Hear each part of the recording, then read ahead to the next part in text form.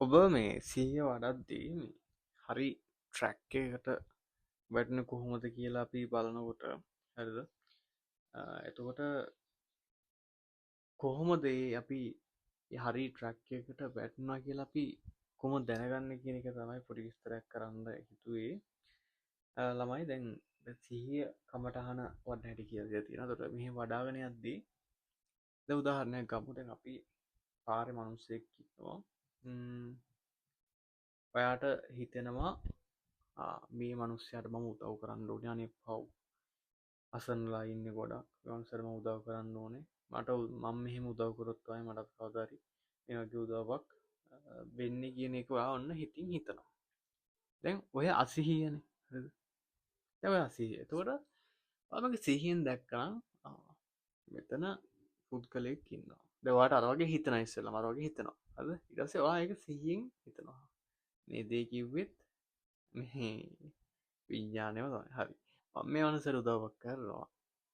උදව්වක් කරා එතින් එහාට එතන ඩිස්කනෙක්ට් කනෙක්ෂන් එකක් නැහැ. හරි එතකොට මෙන්න මේක තමයි රියල් සිහිය කියන්නේ. හරි ඒ කියන්නේ අපි සමහරක් වෙලාවට නොදැනුවත්වම මේ වගේ හොඳ දේවල් හරහා යන්නේ මේ සසර ගමනම තමයි. ඒ උදාහරණයක් විදිහට දැන් ඔයා කෙනෙක්ට පව් කියලා කියනවා. එතකොට ඒ බලන්න ඒ කෙනෙක්ට පව් කියලා කියන්නෙම තේරෙනවද? ඒ ඔබනේ මේවා කරගන්නේ පව් කියලා ඒ බෑඩ් ෆීලිං එක ගන්න ඔබමනේ. ඒ මනුස්සයනේ මේ මනුස්සයා සමහරකට හොඳට ඉන්න පුළුවන්. හරිද?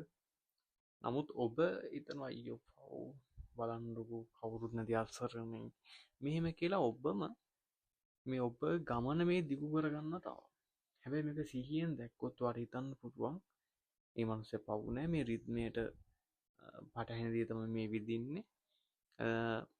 දැන් කකුලක් නැති මනුස්සයෙක් හිටියොත් එතන පව් කියනවා මිසක සොරි මේ පව් කියලා නිකන් ඉන්නා මිසක එතනවා හිතුවොත් සිහියෙන් මේ මනුස්සයාට මේ කකුල් නැතිලා තියෙන මොකක් හරි යකුසලයක් හින්දා ඉතින් මේක ගෙවුනහම මනුස්සයාට හොඳ ජීවිතයක් හම්බෙනවා. හරි ඕක රිද්මේ. එතකොට ඕක තමයි සිහියෙන් අපි ඒක දකින්න ඕනේ. හරි එතකොට උදව්වක් කරන එක ප්‍රශ්නයක් නෑ. අනිවාර්යෙන් උදව්වක් කරලා ඒක අනේ මම මේ මනුස්සයට උදව්වක් කරානේ ඕක Facebook වලයි හැමතැනමයි හැම එකනයි එහෙම කියලා මේ ගමන දිගු කරගන්න නැතුව එතන උදව්වක් කරා ඒක එච්චරයි. ඒතර අමතක කරා. එතකොට දැන් ගොඩක් අයට මේ වෙන සංසිද්ධියක් නෙමේක. හරි තේරෙනවද? කෙනෙක් ජීවිතේ ගොඩක් වෙන සංසිද්ධිය මේක. දැන් කොච්චර සිහිය වැටුවා සමහරක් වෙලාවට එක පොයින්ට් එකක් යටි යනවා පැය ගානක්. හොඳම පොයින්ට් එක බලන්න. ඔයා තාම මැරි කරලා නැති කෙනෙක් නම් ඔන්න ඉස්සෙල්ලාම හිතනවා වගේ වෙඩින් එක. එහෙම හිතුවට අවුලක් නැහැ. හැබැයි සිහියෙන් ඒක හිතන්න. හරි මම කියන්නේ ඔන්න දකිනවා වෙඩින් එක. වෙඩින් එක ඉවරලා ආවා හිතනවා දැන් මෙහෙම ගියක් හදන්න ඕනේ. මේ විදිහට වාහනයක් ගන්න ඕනේ. වීකෙන්ඩ් එකේ මෙහෙම ට්‍රැවල් කරන්න ඕනේ. ඊට පස්සේ අවුරුදු 32කින් 33 ළමයෙක් හදන්න ඕනේ. ළමයා මේ ඉස්කෝලේ දාන්න ඕනේ. ඔහොම ළමයාත් ලොකු කරලා දැන් ළමයාට අවුරුදු 20ක් ගත කරලා අවුරුදු 50න් පස්සේ ඒ ළමයාත් 55න් පස්සේ ළමයාත් මැරි කරලා දීලා 55 මෙහෙම ඉන්න ඕන අර එහෙම ඉන්න ඕන. ඔන්න දැන් මැරෙන මොහොතම ප්ලෑන් කරලා. ඔහොම වෙනවනේ.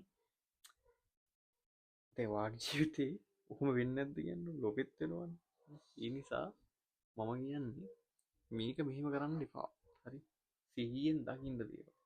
හරි මට වෙඩින් එක ගැන හිතුනොත් කමක් නැහැ හිතන්න. දැන් හිත කියන්නේ ටූල් එක පාවිච්චි කරන්න. හිතන්න. මම මේකට ප්ලෑන් කරා. හැබැයි එතන යන්න එපා ඇදගෙන යන්න එපා. ඒ සිතුවිල්ලක් බව වටහා ගන්න. හරි තේරෙනවද?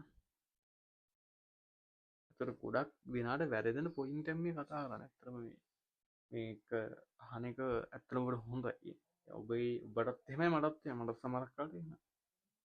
මේ ළඟදී මම මේ පොඩි ඉන්වෙස්ට්මන්ට් එකකට ගියා. ඉතින් එතකොටත් මට එක වෙලාවක හිතුණා මේක හරියයිද වැරදිද වැරදුනොත් එහෙම මේ මං කරන් යන දේ ලොස්ට් වෙනවා ඔහොම කියලා මම ටක් ගාලා එතනම සිහිය ආවා. හරි සිහිය ආවා. ඒකට ඇත්තටම